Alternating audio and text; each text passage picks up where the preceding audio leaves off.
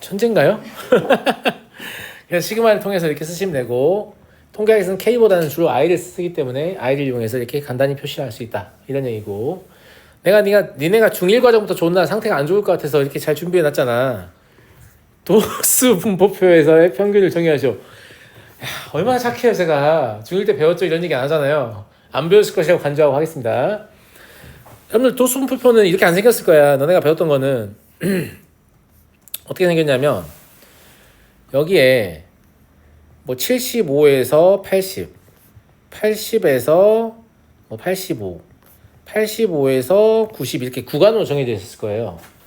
이거는 뭐 계급이라고 했던가? 그죠? 나도 중등과정 안 한 지 한 10년이 넘어가가지고 분명하지. 계급 맞죠? 계급. 그 다음에 여기 도수 이렇게 썼을 거야. 그래서 뭐 3, 5, 7 이렇게 맘대로 적은 거고요. 이게 무슨 말이냐면, 몸무게라고 치면 75kg 이상 80kg 미만인 학생이 3명 있다, 이런 얘기예요. 80kg 이상 85kg 미만인 학생이 5명 있다. 85kg 이상 90kg 미만인 학생이 7명 있다, 이런 얘기잖아요. 그리고 실제로 평균을 계산할 때는 얘와 얘의 평균을 마치 얘들의 실제 값인 것처럼 계산을 하죠. 그걸 뭐라고 했었냐면 계급 값이라고 했었는데, 얘들이 거기에 해당하는 계급 값입니다. 무슨 말인지 알겠죠? 무슨 말인지 이해되시죠? 그러면 이 도수라는 건 뭘 얘기하는가요? 실제로 이 계급값을 가지고 있는 별량이 몇 개 있느냐. 이 F가 프리퀀시에서 온 거예요. 스벅 많이 다니시니까 알잖아요. 프리퀀시. 몇 번 와서 도장 찍었냐 이거 확인하는 거 아니야. 몇 명 있냐 이 소리예요. 아시겠죠? 네. 그러면 실제로 여기서 평균을 구한다고 하면 X1부터 XN까지 다 더해서 N으로 나누는 게 아니라는 거지. 왜냐면 X1이 F1 개에 있는 거예요. X2가 F2 개에 있는 거예요. 무슨 말인지 알겠어요? 그러면 도수분포표에서의 평균은 X1을 몇 번 더해야 한다는 얘기예요. F1번 더한다는 얘기인데 그건 낭비잖아요. 그냥 X1 곱하기 F1이라고 쓰면 될 거 아니야. 무슨 말인지 알겠죠? X1을 F1번 더한다는 개념이에요. 똑같아요. 위하고 평균 정의하는 게. 알겠죠? 마찬가지예요. X2는 F2번 더하는 거죠. 이런 식으로 해서 XN은 FN번 더한 거를 N으로 나누면 안 돼요. N이 별량의 총 개수가 아닙니다. 모든 프리퀀시를 다 더하셔야 이게 별량의 총 개수가 되는 거죠. 이해됐나요? 네. 그러니까 이걸 시그마를 이용해서 좀 간단히 적어보고 싶어도 분자에도 시그마가 나오고 분모에도 시그마가 나오는 이런 상태가 되는 거죠.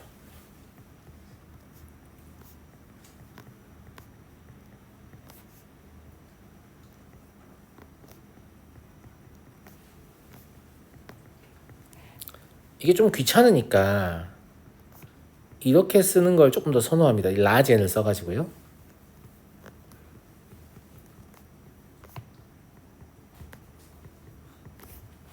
단 라지 n은 도수의 총합이다.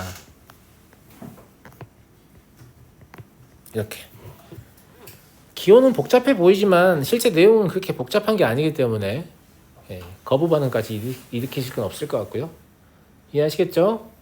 그냥 우리가 알고 있던 평균 그대로입니다. 다른 거 아무것도 없어요. 됐죠? 자, 다음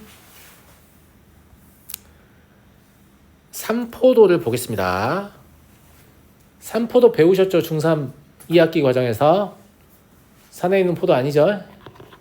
살아있는 포도 아니고요. 죄송합니다. 네. 산포도는 산포도에 있는 정도인데요. 이 산포도가 왜 필요하냐면 평균이 중3 때 배운 내용입니다. 대표값이죠. 우리가 이제 중3 때 사용한 대표값은 평균도 있고 중앙값도 있고 최빈값도 있어요. 자료의 형태에 따라서 다양하게 골라 쓰는 건데 이제 통계에서는 주로 평균을 쓸 거거든요. 근데 대표값이 실제로 집단의 별량을 완벽하게 대표하기가 좀 쉽지 않습니다. 예를 들면 일반 학생의 수학 점수의 평균이 50점이에요. 여러분들이 수학 선생님이에요. 그래서 수업 준비를 하려고 평균이 50점 정도 된다고 수업 준비를 열심히 했어요. 들어갔죠. 그랬더니 한 반이 40명인데 20명이 100점이고 20명이 빵점이래요. 반 배치가 좀 많이 잘못되긴 했는데 여튼 50점에 맞춰서 수업 준비를 해가면 아무것도 못하고 나올 거예요. 알겠죠? 두 번째 반에 들어가서 2반에 들어갔는데 40명 전원이 50점이라네? 그럼 아주 완벽한 수업을 하고 나올 수 있죠. 그렇겠잖아요. 무슨 말인지 알겠죠? 이처럼 1반과 2반은 평균이 50점으로 똑같은데 자료의 분포 상태가 완전히 다릅니다. 그래서 대표값만으로는 집단을 대표하는 게 어렵다라고 본 거죠. 그러면 이 대표값을 보조할 수 있는 보조적인 수단, 1반의 경우에는 평균이 여기 있는데 실제 별량은 여기 있고 여기 있는 그런 형태인 거죠.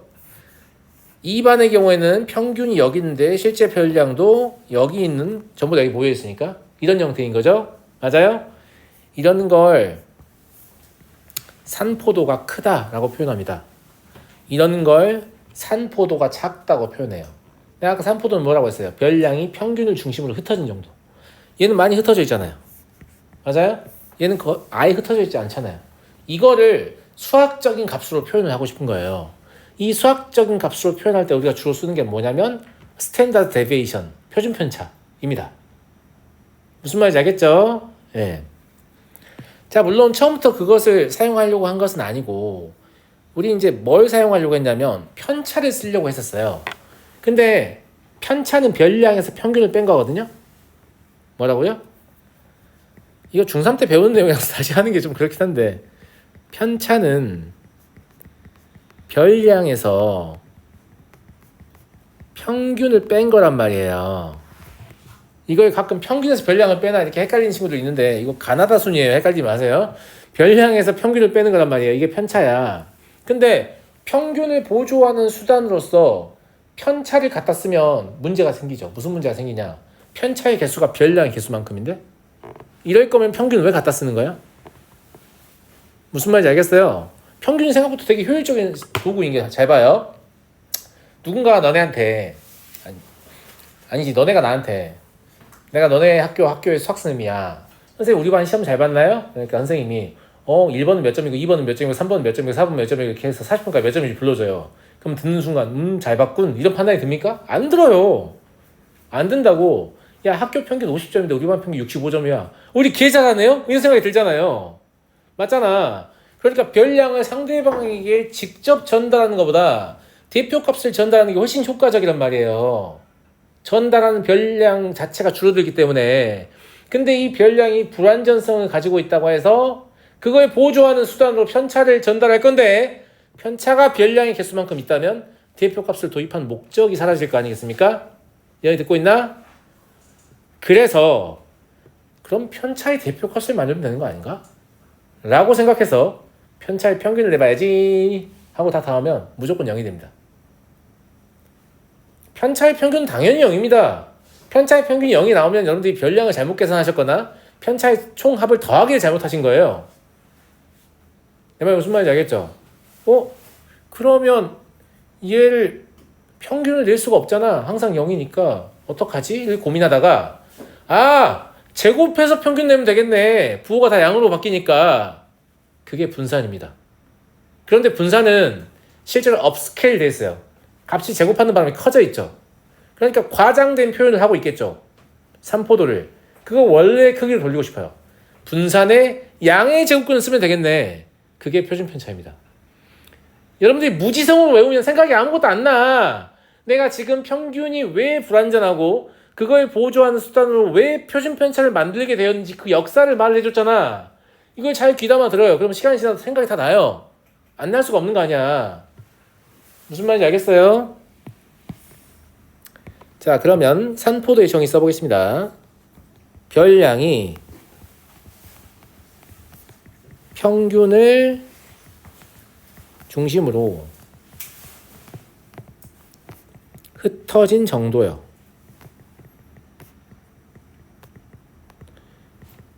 수로 나타내야 됩니다. 그러니까 졸라 많이 흩어져 있어요. 이런 건 산포도가 될 수 없습니다. 알겠죠? 객관적인 지표가 없잖아요. 얼마다 이렇게 숫자로 말을 할 수 있어야 한다는 얘기예요. 근데 이 얼마다의 숫자에 해당하는 걸 만드는 과정을 제가 보여드린 겁니다. 알겠죠? 알겠죠? 자, 분산을 정의해봐라고 했어요.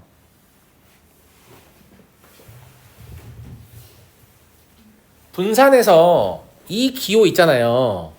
이 기호가 6자가 아니고 시그마입니다. 이게 대문자 시그마고요. 이게 그쵸? 이렇게 못 쓰니? 이게 소문자 시그마예요. 시그마입니다. 시그마. 시그마가 그리스 알파벳에 따르면 뭐에 해당하냐면 영어 알파벳의 S에 해당하거든요. 제가 아까 표준 편차가 영문 명칭이 뭐라고 했어요? 스탠다드 데비에이션이라고 했잖아요. 그 스탠다드 데비에이션의 S를 그리스 알파벳으로 바꿔서 시그마를 쓰는 겁니다. 근데 왜 시그마의 제곱이냐? 분산은 시그마를 제곱한 거잖아요. 표준 편차의 제곱. 아까 얘기했죠? 예. 그래서 분산을 먼저 정의해보자. 분산은 왜 처음에 만들게 됐냐면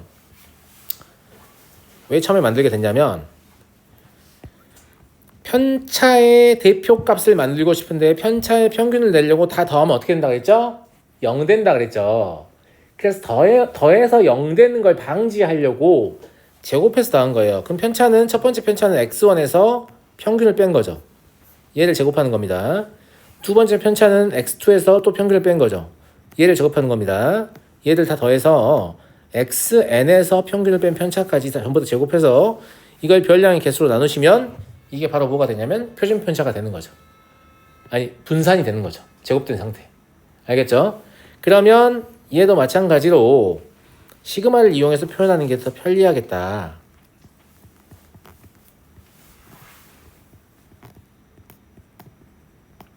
이렇게 쓰게 되는 거 아니겠습니까? 맞죠? 맞잖아. 분산을 구할 줄 알면 무조건 표준 편차를 구하는 거죠. 이거 양의 제곱근을 취하면 표준 편차가 나오는 거니까. 알겠죠? 예.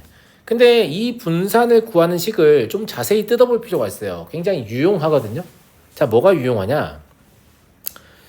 자, 이 시그마의 제곱을 뭐 밑에 걸 보셔도 되는데 이 위에 걸 보는 게 편리할 거예요. 예. 위에 걸 가지고 실제 전개를 한번 해보자고요. 실제 전개를 한번 해보면 x1 제곱이 첫 번째 완전 제곱에서 나오죠. x2 제곱도 나와요. 이렇게 해서 xn 제곱까지를 다 모아보자고. 알겠지? 그 다음에 그 가운데 항은 마이너스 2m x1 마이너스 2m x2 이런 식으로 해서 마이너스 2m xn까지거든. 공통인수니까 이렇게 묶어보자고. 그 다음에 마지막 별량은 m 제곱이 n개인 거니까 이렇게 나오잖아요. 이해되시죠? 저 위에 있는 완전 제곱식을 모두 전개해서 첫 번째 한끼리 묶고 가운데 한끼리 묶고 마지막 한끼리 묶었을 뿐입니다. 아무것도 아니에요. 이해했죠? 그리고 이걸 분리를 해보면 좀 재밌는 사실이 발견돼요.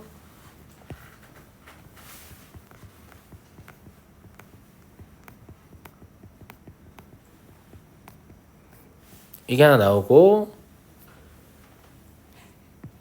마이너스 얘들아 여기가 뭐야? 평균 아니니? m이잖아. 그럼 마이너스 2m제곱이고 마지막 건 약분하면 m제곱일 거 아니야? 그럼 마이너스 2m제곱 플러스 m제곱이니까 마이너스 m제곱이라고 쓸 수 있겠지. 맞아요? 맞아요? 자, 얘는 무슨 뜻이냐면 별량의 제곱의 평균입니다. 얘는 별량의 평균의 제곱입니다. 맞잖아요. 즉 분산을 편차의 제곱의 평균으로 구할 수도 있고요.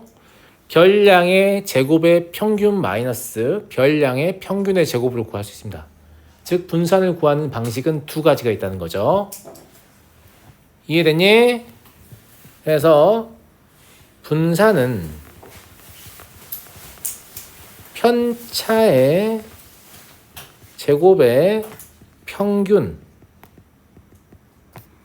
또는 별량의 제곱의 평균 마이너스 별량의 평균의 제곱은 말이 너무 기니까 이거 이제 앞으로 제가 제곱의 평균 마이너스 평균의 제곱이라고 부르겠습니다. 무슨 말인지 알겠죠? 제곱의 평균 마이너스 평균의 제곱으로 구할 수 있어요.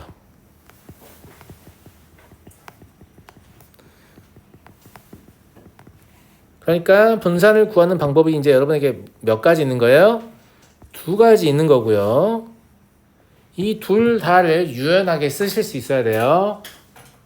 내 말 무슨 말인지 알겠어요? 네. 실제로는 제곱의 평균 마이너스 평균의 제곱, 이게 더 유용하게 사용되는 경우가 많은데, 그런다고 해서 분산의 정의식인 편차의 제곱의 평균을 모르시면 안 되겠죠? 알았니? 중3 때 다 배웠던 기억이 나 이거? 안 나? 안 난다고? 안 나는 게 정상입니다. 별 관심 없거든요, 애들이. 네. 근데 이거 모르면 확률 분포를 이해하기에 좀 어려움이 있어서 제가 강제로 복습을 시켜드리는 거예요. 알겠죠? 그 다음에 분산의 가장 큰 단점은 뭐라고 했어요? 실제보다 과장돼 있습니다. 실제 산포도보다 더 과장돼 있죠? 원래의 크기로 돌려주는 과정에서 표준 편차가 발생합니다. 표준 편차는 분산의 양의 제곱근입니다. 그래서 우리가 실제로 산포도로 사용하는 건 결국 누구다? 표준 편차입니다. 우리가 실제로 산포도로 사용하는 건 뭐다? 표준 편차입니다. 아시겠죠? 네. 그래서 평균 열편은 보통 뭐가 따라다니냐면 표준 편차가 따라다녀야 됩니다. 그래야 그 집단의 자료의 분포 상태를 좀 더 자세히 알 수 있기 때문이에요. 제 말 무슨 말인지 알겠습니까? 다시 한번 정리합니다. 평균은 별량을 대표하는 값이지만 극단적인 상황에 대응을 잘 못해요. 평균만 가지고는 자료의 분포 상태를 명확히 알 수 없단 말이야. 그래서 평균을 보조하는 수단으로서 편차를 사용하려고 처음 시도합니다. 편차는 별량에서 평균을 뺀 값입니다. 편차의 단점은 산포도가 아주 잘 나타나긴 하지만 편차 자체가 별량의 개수만큼 존재하기 때문에 대표값을 만드는 의미가 좀 퇴색되는 그런 단점이 있어서 얘들의 대표값을 다시 내보려고 평균 내려고 다 더해봤더니 0이 돼버려요. 그러면 항상 0이니까 의미가 없잖아요. 그래서 0이 안 되게 하려고 편차들을 다 제곱해서 평균을 낸 걸 쓰려고 해보니 실제보다 좀 과장돼 있어요. 그걸 분산이라고 하는데 알겠죠? 그래서 그걸 다시 원래 크기로 돌려주기 위해서 양의 제곱근을 씌웠습니다. 그걸 표준 편차라고 해요. 여기까지 이해됩니까? 알겠죠? 네. 요 스토리를 조금 납득을 하시면서 수업을 들으는 게 좋을 거예요. 그 다음에 이제 이거 뭐냐면 도수 분포표에서 똑같은 짓을 해도 되냐? 결론부터 말씀드리면 됩니다. 자, 되는지 안 되는지 한번 봐보죠. 자, 여기서도 시그마의 제곱을 구할 겁니다. 분산이죠. 그러면 분산은 편차의 제곱의 평균이니까 먼저 편차를 구해야 되는데 x1이라는 별량, 아까 표 왼쪽에 있잖아요. 그거 보면 하는 거예요. x1의 편차는 얘예요.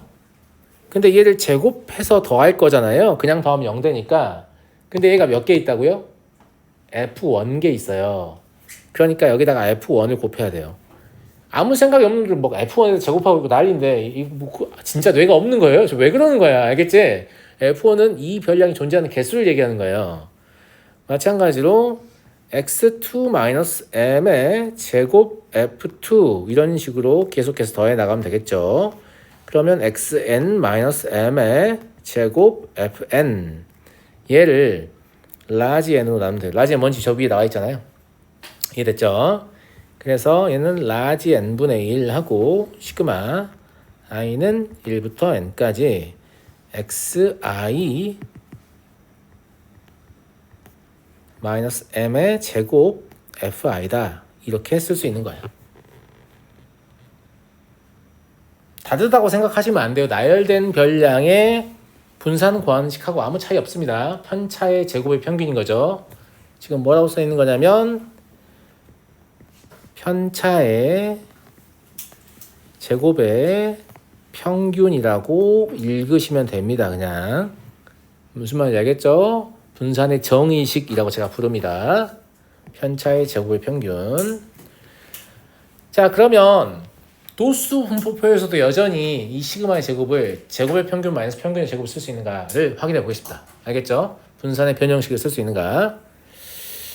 자, 여기서 시그마의 제곱을 다 전개해서 확인을 해봐야겠죠. 전개해서 확인을 해보면 x1 제곱 f1 더하기 x2 제곱 f2 더하기 xn 제곱 fn 이게 하나 만들어질 거고요. 그 다음에 마이너스 2m x1 f1 더하기 x2 f2 더하기 xn fn 가운데항 만들면 이게 만들어지겠죠. 그 다음에 세 번째로 플러스 m 제곱 f1 더하기 f2 더하기 fn 이게 만들어질 것 같습니다. 아이고 길다. 그리고 분모에 누가 오냐면 라지 n이 오는 거죠. 그러니까 이해됐죠? 이해됐잖아요. 네. 다시 한번 써보면 이거 분리해서 좀 쓸게요. x1 제곱 f1 더하기 x2 제곱 f2 더하기 xn 제곱 fn 이게 하나 나오고요. 두 번째 마이너스 2m 곱하기 n분의 1 x1 f1 아니 이거 이렇게 쓸게. 시그마 이용해서 시그마 i는 1부터 n까지 xi fi 이렇게 하나 나오고요. 그리고 m 제곱 곱하기 사실 얘가 누구였어요? 도수의 총합이니까 라지 n이었거든요. 그러니까 여기는 그냥 2이 되는 거죠. 그런데 아까 이게 뭐냐면 도수 분포표에서의 평균의 정의와 같았습니다. 알겠죠? 맞잖아. xi fi면 별량 다 더한 거 아니야. 알겠지? 결과적으로 얘도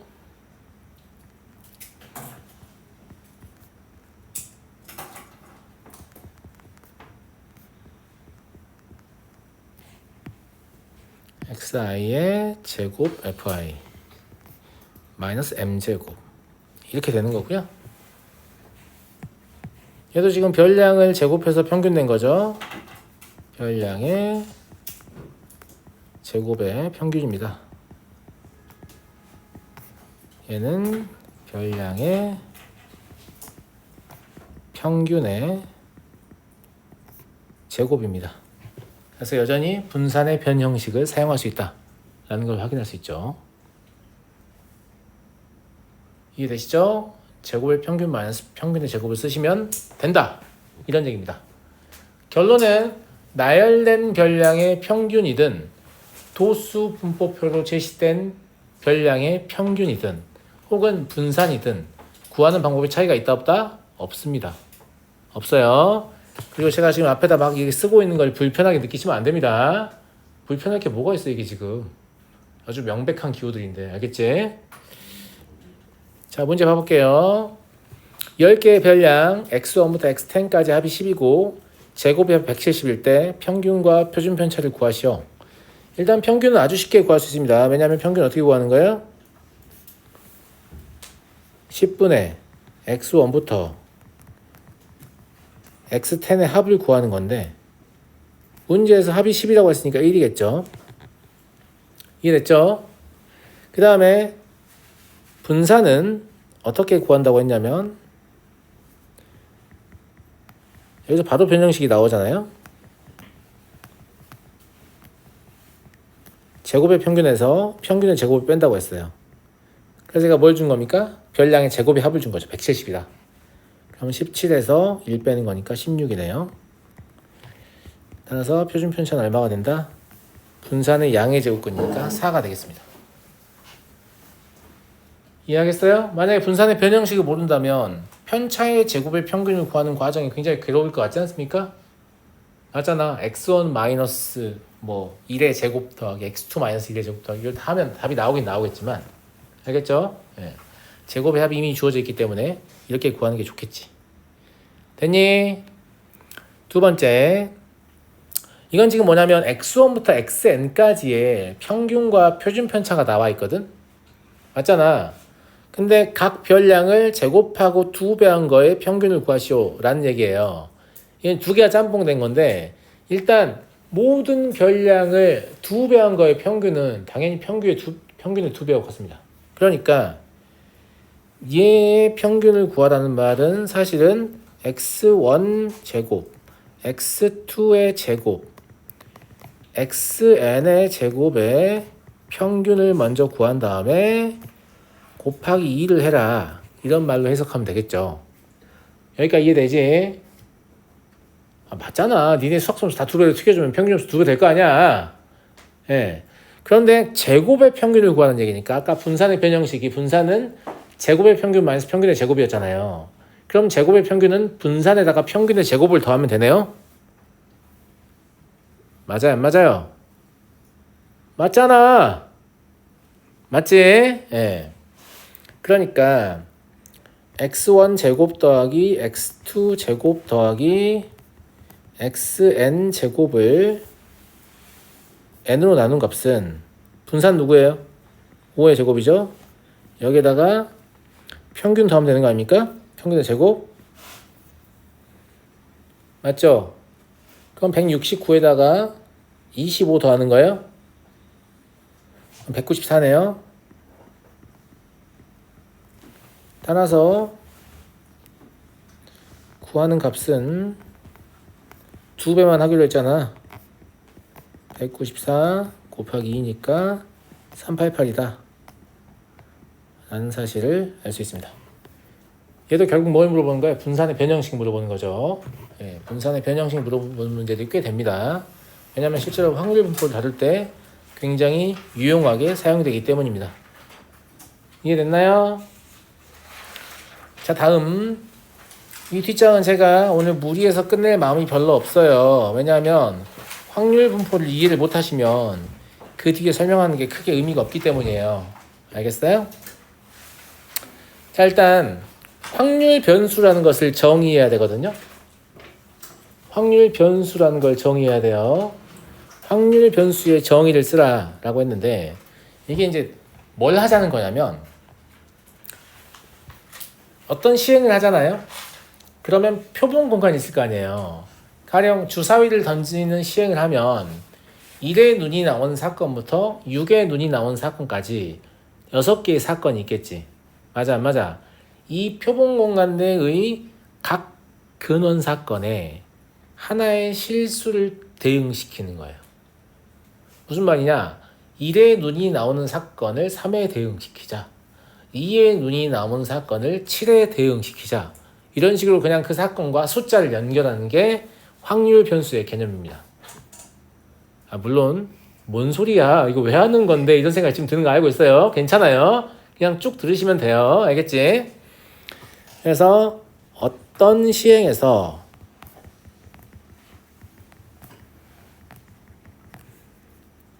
조건에 의해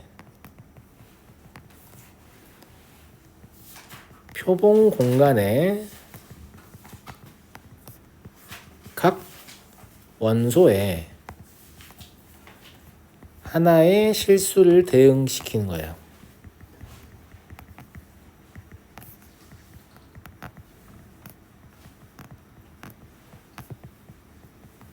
그러면 그 각각의 실수가 이제 확률 변수가 되는 거거든요. 확률적으로 결정되는 변수다. 이렇게 보는 겁니다.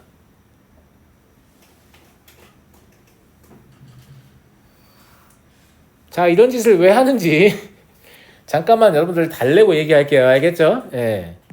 여기서 이제 그 실수가 바로 뭐가 되냐면 확률 변수가 되는 건데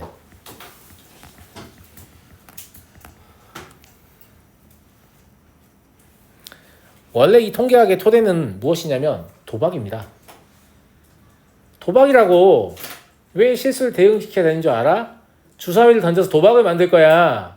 그러면 주사위에 1의 눈이 나오면 얼마? 200원. 2의 눈이 나오면 300원 이지랄 해야 될 거 아니야. 그러면 돈을 얼마를 걸어야 되고 이걸 계속 회전을 시켰을 때 카지노가 얻는 수입은 얼마인가 이런 걸 계산해야 돼요. 그래서 카지노가 망하지 않게끔 최소 배팅 금액을 정해야 될 거 아니에요. 그래서 주사위의 각 눈에 숫자를 대응시킨다는 개념이 생긴 거야. 근데 이거를 도박으로 출발했지만 발전시켜보니까 쓸 데가 졸라 많거든. 확률적으로 결정되는 변수들을 만든 거니까. 우리가 기존에 함수에 다루던 거는 확률적으로 결정되는 변수가 아니에요. 그냥 결정되는 변수지. 내 말 무슨 말인지 알겠어요? 불확실한 상황을 다룰 때 굉장히 좀 유리하다. 이렇게 보는 거고요. 조심해야 할 게 있어요. 확률 영어로 뭐예요?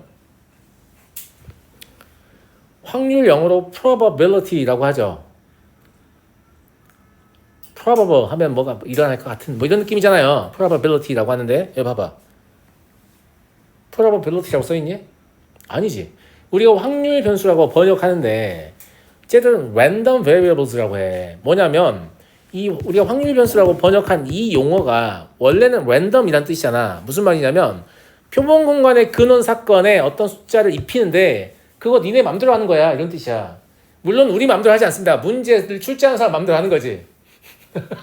너네가 문제를 만든다면 니네 맘대로 하는 거지만 내 말 무슨 말인지 알겠니? 예, 이런 얘기고요. 확률 변수를 왜 쓰냐? 물론 이제 교과서니까 뭐 도박하다 보니까 만들었다 이렇게 쓸 수는 없잖아요. 맞아요? 예, 표본 공간을 수량화한다라고 표현해요. 각 주사위에 각 눈이 나온 사건을 숫자를 입히면 어떤 숫자를 말했을 때 무슨 눈이 나오는구나 이렇게 생각할 수 있잖아요. 알겠죠? 그래서 표본 공간을 수량화하여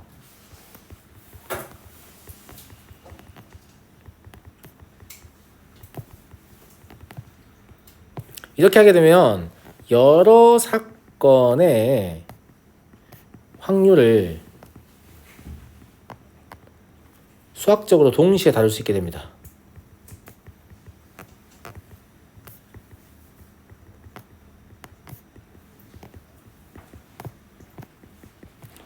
우리가 지금까지는 어떤 사건이 일어날 확률을 막 계속 계산했던 거 알 거예요.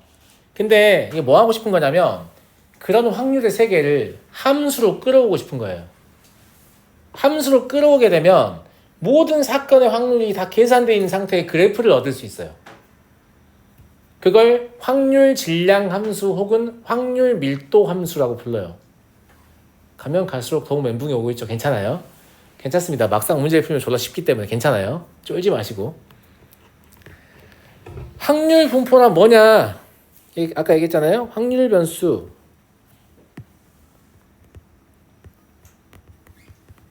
확률 변수는 대문자 x로 표현하고 실제 확률 변수가 갖게 된 값은 소문자로 표현합니다. 일단 보시면 돼요. 의 모든 값과 x가 그 값을 가지라고 해야 되나? 취할이라고 할게요. 네. 취할 확률의 대응 관계이고요. 이게 결국은 함수라는 말을 하는 거예요. 확률 분포 자체가 뭐냐면 말하고 싶은 게 함수입니다. 기존에 우리가 하던 확률 계산을 함수의 영역으로 끌어오고 싶은 겁니다. 그럼 이 함수가 해석이 끝나면 모든 확률의 계산이 다 끝난 겁니다. 여러 사건의 확률을 수학적으로 동시에 다루고 싶다고 했잖아요. 예, 그래서 이런 것들 만들게 된 거예요. 졸라 노잼인 건 나도 알아요. 나도 알고요. 자, 확률 변수는 주로 대문자로 나타내고 취할 수 있는 값은 소문자로 나타낸다. 아까 제가 얘기했었고, 확률 변수는 확률 변수 x가 가질 수 있는 값이 유한하면서 셀 수 있는 이산 확률 변수. 이산이라는 말 discrete라고 하거든요. 이산 확률 변수. 무슨 말이냐면 확률 변수가 1, 2, 3, 4 뭐 이렇게 개수처럼 딱딱 끊어진 애들이 있고, 뭐 신생아의 뭐 올해 태어난 신생아의 몸무게 이러면 값이 연속적이지 끊어지지 않거든. 무슨 말인지 알겠지? 연속 확률 변수라는 게 있어요. 그래서 확률 변수는 종류가 이산 확률 변수와 연속 확률 변수 두 가지가 있고요. 이 단원에서는 주로 이산 확률 변수를 얘기할 거고, 다음 단원에서 연속 확률 변수로 이걸 확장할 겁니다. 그러면 이산 확률 변수니까 함수의 그래프가 끊김이 있겠지. 연결되어 있지 않습니다. 다 끊겨 있어요. 마치 수열처럼 끊어져 있습니다. 알겠니? 자, 보자. 한쪽 면에 1의 눈이 이제 아주 쉬운 샘플을 가지고 우리가 확률 질량 함수를 하나 만들어 볼 거야. 물론 확률 질량 함수라는 용어를 교육과정에서 못 쓰게 했어요. 니네가 어려워한다고. 있는 용어를 그냥 배웠어. 뭘 안 써. 알겠지? 예. 한쪽 면에는 1의 눈이, 다른 쪽 면에는 2의 눈이 새겨진 동전이 있어요. 그러면 동전을 던지는 시행이니까 표본 공간 자체는 완전 간단하잖아. 1 아니면 2가 나오겠지. 원소 2개밖에 없단 말이야. 근데 이 2개의 동전을 동시에 던질 때 나타나는 숫자의 합을 확률 변수 x하고 문제가 지금 지정을 하잖아. 선생님 왜 합을 해요? 곱을 하면 안 돼요? 돼요. 그건 네가 문제 만들 때 하세요. 무슨 말인지 알겠죠? 아니 이상한 문제 만들 때 합이라고 지정했다. 랜덤하게 지정한 거 자기 맘대로. 이렇게 할 수 있다라는 거예요. 합을 확률 변수를 x로 했을 때 다음 물음에 답하시오. 2번을 시행을 했기 때문에 2개를 동시에 던지기 때문에 표본 공간이 2차원으로 확장돼서 이제 표본 공간의 원소는 1, 2만 있는 게 아니고 순서쌍의 형태가 됩니다. 자, 표본 공간 S는 뭐가 되는 거냐면 1, 1이거나 1, 2이거나 2, 1이거나 2, 2가 되는 거죠. 여기까지 이해됐니? 자, 확률 변수 X가 가질 수 있는 값은 X는 2 또는 3 또는 4를 갖게 돼요. 근데 2와 3과 4를 동일한 가능성을 갖지 않습니다. 보시면 알겠지만 확률 변수 x가 2를 취할 확률은 4분의 1이고요. 3을 취할 확률은 2분의 1이고 4를 취할 확률도 역시 4분의 1이죠. 맞죠? 예. 그래서 얘를 소위 말하는 확률 분포표라는 표를 가지고 나타냅니다.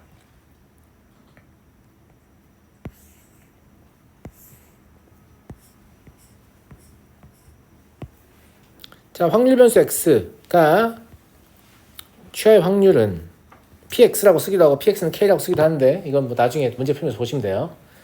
자, 얘가 2 아니면 3 아니면 4다. 여기는 이제 합계를 얘기하는 확률 총합. 2일 확률은 4분의 1이다. 3일 확률은 2분의 1이다. 4일 확률은 4분의 1이다. 그러면 확률 총합은 1이다. 이렇게 되는 거 아니에요? 맞아요, 맞아요. 그러면 모든 확률이 계산된 상태가 되는 거잖아.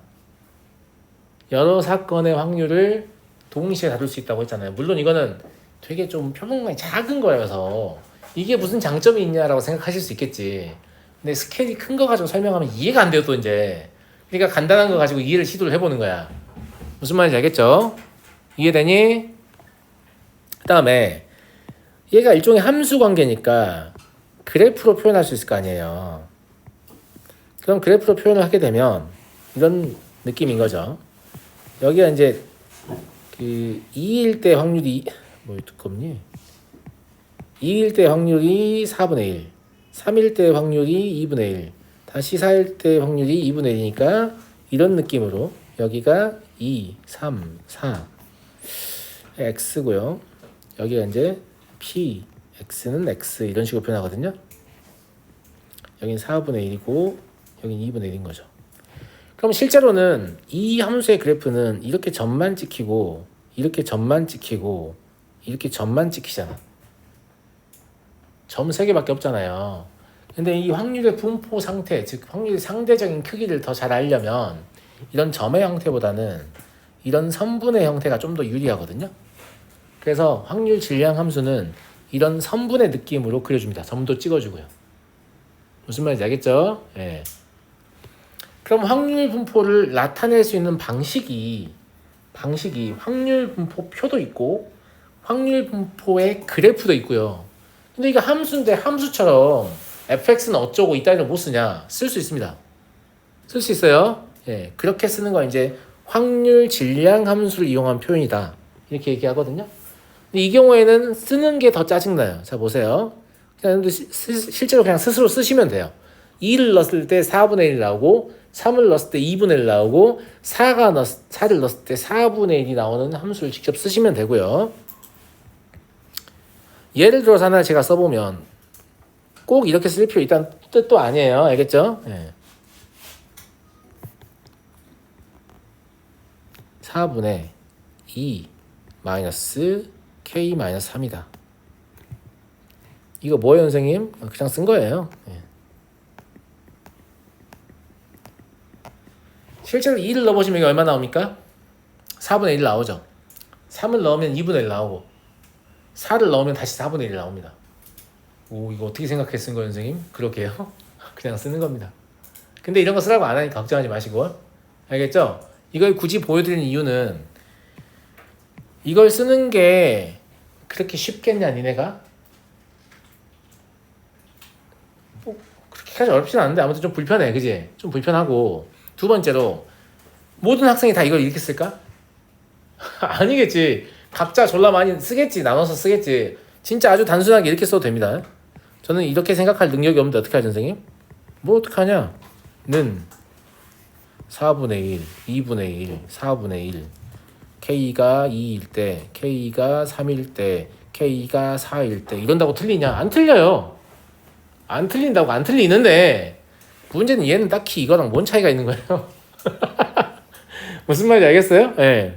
좀 있어 보이게 쓰려고 애들 쓴 거죠. 애들 쓴 거고 실제로 확률 질량 함수를 잘 안 쓰는 이유 중에 하나가 뭐냐면 확률 분포 표가 훨씬 편리하기 때문입니다. 내 말 무슨 말인지 알겠어요? 확률 분포는 확률 분포 표를 쓸 수도 있고 그래프를 쓸 수도 있고 확률 질량 함수를 쓸 수도 있는데 이산 확률 변수 입장에서는 확률 분포 표가 편리한 경우가 많아요. 그래서 주로 이 표를 쓰게 될까? 세 가지 표현이 가능한데 근데 그런 생각이 들잖아.